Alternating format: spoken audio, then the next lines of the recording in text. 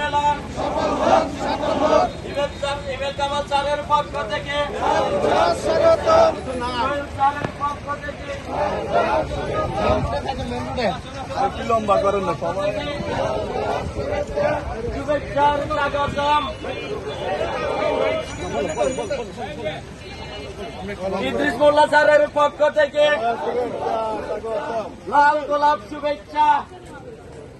MD স্যারের পক্ষ থেকে, চেয়ারম্যান স্যারের পক্ষ থেকে, ভাইস চেয়ারম্যান স্যারের পক্ষ থেকে